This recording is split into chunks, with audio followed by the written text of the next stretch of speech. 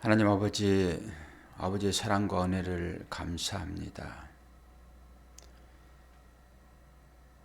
사람들도 관계 가운데서 좋은 사람을 만날 때 마음 가운데 기쁨이 충만하듯 오늘 우리가 이렇게 새벽에 깨우는 것은 우리 주님이 우리들의 참 친구인 것을 알기에 그분을 만나기 위하여 이 새벽을 다시 한번 깨웁니다. 주께서 말씀으로 이 땅에 오신 것처럼 오늘 창세기를 통하여서 다시 한번 하나님 아버지의 마음이 우리들에게 인쳐지기를 원합니다.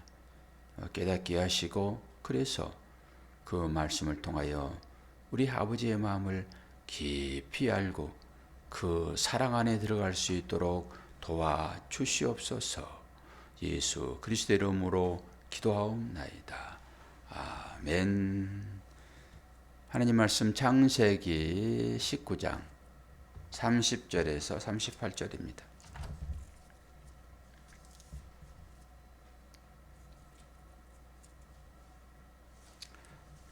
오늘 말씀 엄청난 일이 발생합니다. 두 민족이 오늘 다시 한번 등장을 하게 되는데요. 아버지가 술 먹는 과정 중에서 생겨납니다. 30절에서 38절입니다.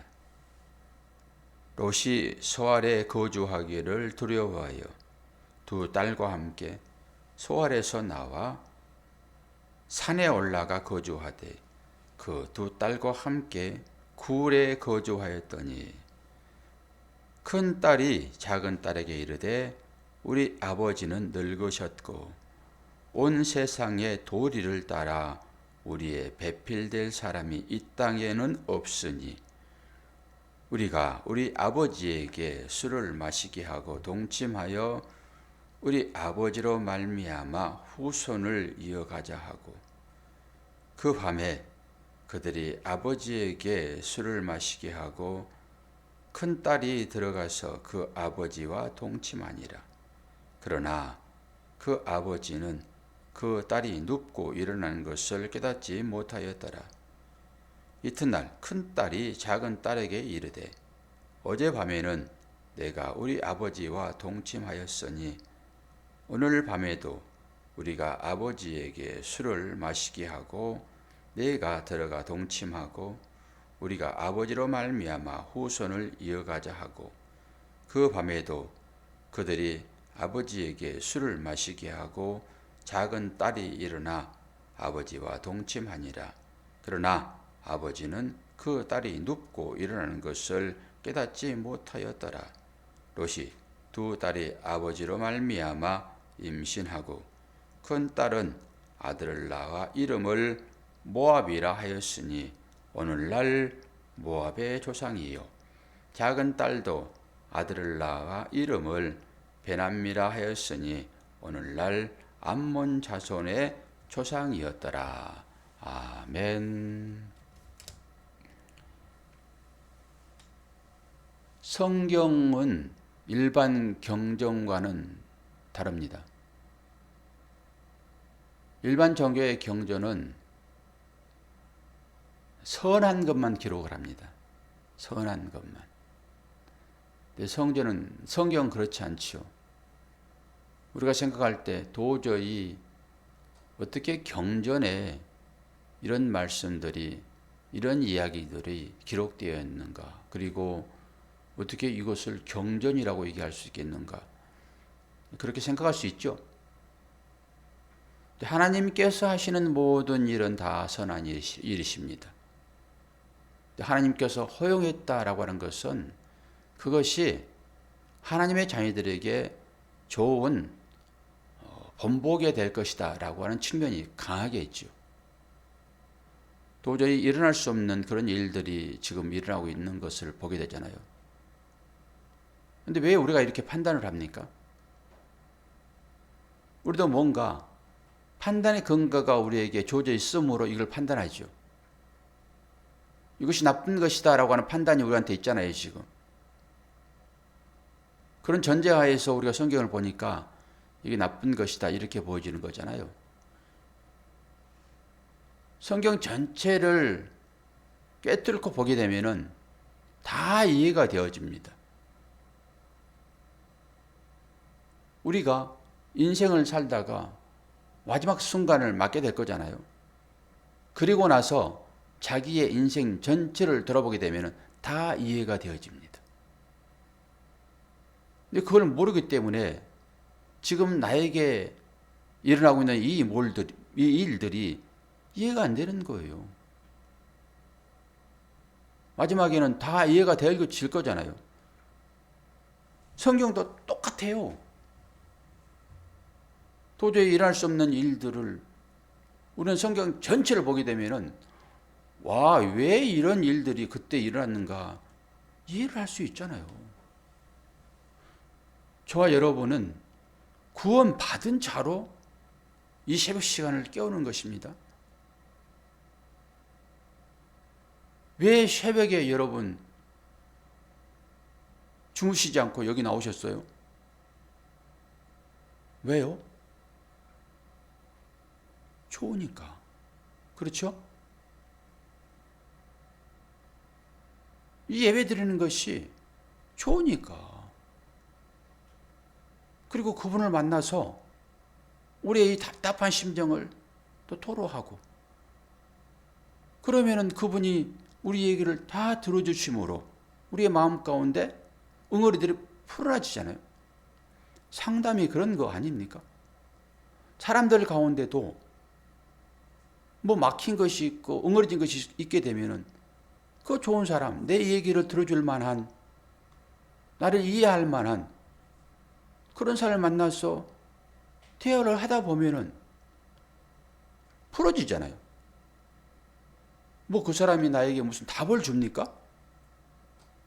대화하게 되면은 그냥 눈만 보고 반응만 해줘도 응어들이 풀어지잖아요. 그렇죠? 저한테 우리 아내는 생전 고민을 얘기 안 하니까 한 번도 자기의 고민을 나한테 얘기해 본 적이 없어요. 고민을 얘기하게 되면은 풀어지잖아요. 나를 미워하고 내 얘기를 경청해 주지도 않는 그 사람 앞에 가가지고 내 얘기를 합니까? 안 하잖아요. 내 마음을 알아주는 사람, 그 사람한테 가가지고 내 얘기를 하는 거예요. 이게 상담의 기초입니다. 답은 다 자기가 가지고 있어요. 1시간만 그냥 얘기하도록 놔둬보세요. 다 문제 해결 받고 돌아갑니다, 그냥. 근데 상담 받고 문제 해결된 걸로 알아요, 본인은. 별 얘기 안 해요. 아, 그렇구나. 이 정도 그냥 고개 끄덕여주면 되는 것입니다. 답은 자기가 다 알고 있다니까요. 새벽에 여러분 왜 깨우시냐고요? 왜 나오시냐고요? 그 답답한 심정을 주님 앞에 토로하려고. 또 좋은 일이 있게 되면 좋은 일도 나눠야 되니까. 그런 거 외에는 없습니다. 그렇게 살다가 나그네로서의 사명을 다 끝나면은 그 영원한 하나님 나라에 갈 거예요. 성경을 보는 관점도 그런 거예요.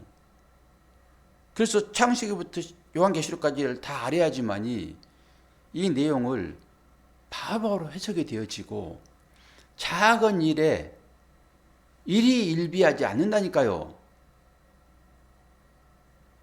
그 역사를 통해 가지고 이렇게 나온 것을 다 아는 사람이 그거 새롭게 읽으면서 잠시 그럴 수는 있죠. 감정 때문에. 근데 그 막이 끝나면은 제정신으로 돌아오는 게 맞아요.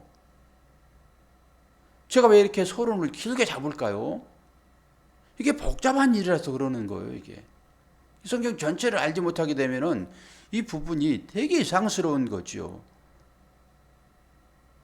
그러니까 성경을 불신앙의 눈으로 보려고 하게 되면은 이 일들이 되게 혼란스럽게 되어지는 거예요. 근데 우리는 성경을 다 알고 있고 내가 어떻게 해서 구원받은 자라고 하는 이 사실들을 아는 사람들은 이런 부분을 새롭게 볼 수 있는 거잖아요. 어떻게 이런 일이 있지? 그리고 성경 전체를 뒤적거리면서 거기서 답을 찾는 거예요. 저라고 이런 일이 쉽겠습니까? 목사지만은 도덕적으로 윤리적으로 맞지 않는 거잖아요. 그러니까 전 이해가 있어야지만이 모든 것을 해석할 수 있는데요. 우리가 이것이 아주 나쁜 것이다라고 하는 것을 어떻게 아냐고요. 우리는 도덕과 윤리를 가지고 있잖아요. 태어나면서부터 그걸 체득하는 거예요. 누구한테요? 부모들한테, 우리 믿음의 선배들한테 자동적으로 익혀지는 거잖아요, 이게. 그래서 나쁜 거야 라고. 이게 교육입니다. 그런데 이게 나쁜 것이라고 하는 사실을 알지 못하게 되면은 자기 감정대로 이끌려 사는 거예요. 이것을 짐승의 삶이라고 얘기를 해요. 산속에서 사람이 들어가 사는데 사람이 없이 짐승과만 살아보세요. 딱 짐승의 형태가 그에게 나오지요. 그에게 무슨 도덕과 윤리가 있습니까? 똑같이 짐승처럼 생활하죠. 그러니까 우리는 뭔가 주어지는 전 이해가 우리한테 있단 말이에요. 그렇기 때문에 이 일들이 아주 악하게 보이는 거예요. 그러면서 이제 말씀을 들어가면서 찾아서 왜 이렇게 이런 일들이 일어났었지라고 들어가 봐야 되겠죠. 아니, 삶으로 보게 되면은 이 술 먹여놓고 자기 아버지와 이 관계를 맺는 이 딸들이 어디 있습니까, 이게? 불량배 중에 불량배죠. 말도 안 되는 거잖아요, 이게. 그럼에도 불구하고 우리는 이 말씀이 우리한테 주어져 있으므로 이 새벽 시간에 이 얘기를 또 해야 한단 말이에요. 이렇게 딱 여러분이 읽었을 때 어떤 생각이 퍼뜩 드십니까? 이 설교로도 풀어내지만은 우리가 대화를 통해 가지고 성경 공부도 사실 해야 되는 거예요. 저는 교사로서 이 설교를 하는 거고 이것이 성경 공부인 것이잖아요. 그러니까 여러분들도 오가심 나게 되면은 질문을 하면서 물어봐야 되고, 그러면 시간이 이 30분 내 이것이 다 풀어지겠어요? 기도하고 찬송하고 하다 보면은 설교 시간은 뭐 고작 해야 한 15분 정도 될 건데, 그리고 조금 더 길어지면은 여러분 지루해가지고 빨리 집에 보내주세요라고 하는 눈빛이 강렬하잖아요. 그러다 쏜살같이 그냥 집에 가지요. 밥 해야 되니까. 이 새벽 시간에 이걸 다룬다는 것이 만만치가 않아요. 그런데 이걸 이해하려고 그러면은 성경 말씀을 또 찾아서 봐야 되고 해야지만이 이게 이래서 이런 일이 있었구나라고. 저는 이제 여러분의 이해를 돕도록 가이드 역할을 할 뿐이지요. 여러분 안에 계신 지혜의 성령께서 깨닫게 하실 때 그러면서 여러분의 믿음이 그 안에서 들어오는 거예요. 이해가 주어지지 않고 어떻게 믿음이 생깁니까? 이해가 주어지지 아니하고. 이제 그래서 한번 볼 거예요. 그 당시 이제 배경을 좀 살펴봐야 되는 거죠. 배경. 그 문화적 배경, 성경의 배경이 있단 말이에요.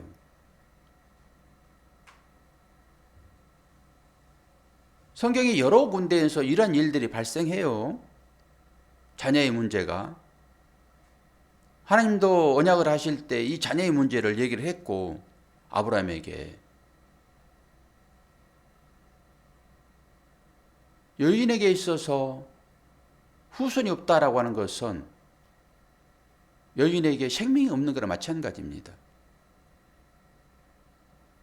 그 당시의 법입니다, 이게. 문화이고요. 예를 들어서 두 딸이 지금 소활성을 벗어나잖아요. 롯이 그걸 안 것 같아요. 그 지경이 들어가 봐야지만이 내가 소돔성에서 나왔고 저 산으로 가야 사는 건데 중간에 두려움 때문에 산으로 가는 길이 험하고 고통스러우니까 그 사이에 소활성으로 들어간 거잖아요. 그런데 오늘 보니까 롯이 소활성이 있는 것이 영원히 사는 것이 아니다라고 하는 것을 또 인식을 하는 거죠. 살다 보면 그런 거 생기잖아요. 그래가지고 처음에 천사가 얘기했던 대로 산으로 가야 살겠다라고 하는 인식이 들어온 것 같아요. 그래서 딸을 재촉하여 지금 산으로 갔잖아요. 산으로 가서 동굴에 들어간 거지요. 동굴에. 그 동굴이 무인도라고 생각해 보세요. 모든 세상은 다 심판받아 끝나버렸고 소돔처럼 딱 아버지와 두 딸만 남아있는 거죠. 제가 지금 극본 하나 쓰는 거예요. 그런데 이 생리적으로 여인은 후손을 낳아야 되는 게 여인이란 말이에요. 교회가 그런 거예요.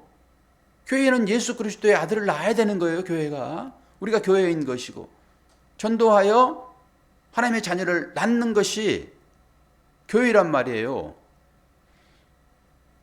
이런 영적인 시각을 우리의 삶에 투영하지 않으면은 여러분 금방 자기 삶으로 들어가 버리는 거예요. 그냥. 그래가지고 나는 어떻게 살 수 있을까? 이렇게 되는 거예요. 이 두 가지를 분명하게 생각하면서 이 성경 말씀을 읽어야지. 그렇게 설교를 해보다 보면요. 하나님 말씀이 막 이렇게 너무 좋다가도 자기 삶으로 이런 비슷한 상황들이 딱 떨어지게 되면은 금방 새침해지기도 하고 오해를 하기도 하고 그래가지고 아빠 미워, 엄마 미워 이렇게 된다니까요. 그것을 잘 봐야 한다는 말이에요. 그래서 설교하기가 되게 어렵습니다. 여러분의 삶이 있는 건데 하나님은 그 삶을 통해 가지고 하나님께서 뭔가를 얘기하시는데 여러분의 삶 자체가 세상적인 어떤 기준에 미달됐대. 그때 그냥 말씀이 똑같이 떨어질 때 자기 마음을 흔들어 버린다니까요. 그래서 설교하기 되게 어렵기는 해요. 그럼에도 불구하고 선지자는 그걸 무릅쓰고 설교를 해야 돼요. 그렇지 않으면 전부 도덕과 윤리적 설교해가지고 서로 마음이나 살살 만져주면서 아이고 어떻게 새벽에 이렇게 나오셨어요. 대단하십니다. 우리 한번 기대해 봅시다. 그리고 기도하게 되면 하나님께서 응답하십니다. 그리고 자극이나 해주고 돌아가면 서로 좋아요. 서로. 그게 뭐 설교입니까? 그게. 오늘은 서로만 깔 거예요. 조금 더 진도가 나가기 어렵겠습니다. 지금. 제 마음도 그렇고 여러분도 그렇고. 그래서 일단은 우리의 전 이해가 있지 않으면은 우리의 삶을 판단할 수 있는 능력이 우리한테 사라진다라고 하는 이 사실을 먼저 하나 아시고 그 전 이해를 다 깨뜨려 버리셔야지만 이게 이해가 되지는 거예요. 여러분의 생각을 다 놓아야지만이 오늘 이 아버지한테 술 먹이고 거기 들어가가지고 성관계 해가지고 자녀를 출생하는 이 여인들의 마음을 알 수 있단 말이에요. 우리 전 이해는 도덕과 윤리예요.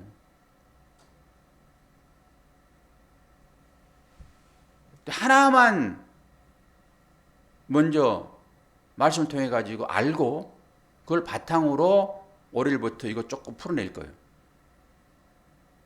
도저히 상식밖에 일이라고 있잖아요.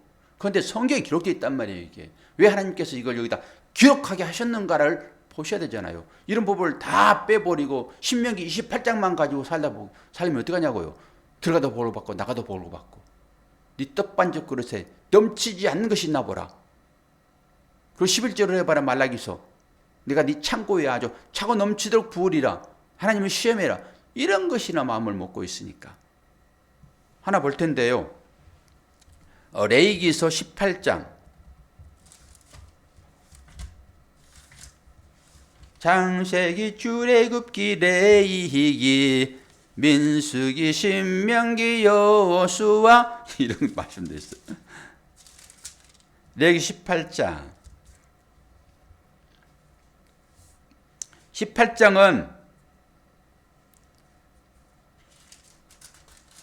이게 지금 근친상간에 대한 금지예요.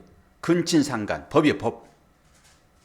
18장 다 읽으세요. 읽으시는데 저는 이제 17절만, 7절만 전부 같은 얘기인데요. 근친상간에 대한 거예요. 가정한 풍습이죠. 이게 법으로 주어지는 거예요. 18장 7절 보면은 내 어머니의 하체는 곧 내 아버지의 하체이니 너는 범하지 말라. 그는 내 어머니인즉 너는 그의 하체를 범하지 말지니라. 쭉 나와 있어요. 근친상간에 대한 것이.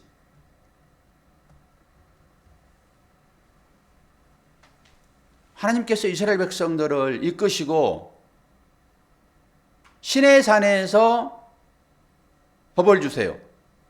이거 보지 마세요. 이거 집에 가서 보시고 제 얘기만 들으세요. 출애굽을 시키신 다음에 새로운 법을 주신단 말이에요. 이게 법이에요, 법. 이 법이 있기 전에는, 그러니까 어떤 규정이 있기 전에는 이것이 옳다 그러다 말 못한단 말이에요. 이게 법입니다. 그러니까 이 법이 주어지기 전에 일이란 말이에요. 이게 지금 앞에 일이. 그래서 성경 전체를 깨닫지 못하게 되면은 하나하나만 가지고 되면은 내가 가지고 있는 그 시각으로만 성경을 보니까 어떤 때는 맞기도 하고 어떤 때는 틀리기도 하고 그렇단 말이에요. 오늘 이 법이 주어지기 전에 이 일들이 일어났단 말이에요. 그러니까 이 법이 법으로 딱 비추지 않게 되면은 이것이 옳은지 그른지를 모르는 거예요. 예, 근친상간. 그래서 레아와 라헬이 그 야곱의 부인이 되는 거예요. 그거 못하겠잖아요. 그 자매의 하체를 범하지 말아라 그러잖아요. 법이 지금. 이 법이 주어지기 전에 이런 일이 있었더라라고 인식을 일단 하세요. 그래야 이거 이해가 되어지는 거예요. 그런데 법이 주어져 있잖아요. 우리들에게는 지금. 그리고 이 법대로 살아. 이게 말씀인 것이니까 이 법이 주어졌는데도 불구하고 이걸 행하게 되면 그거 죄입니다. 그러니까 법이 주어지기 전에 행한 것은 죄가 아니에요. 그래서 모르고 하는 것을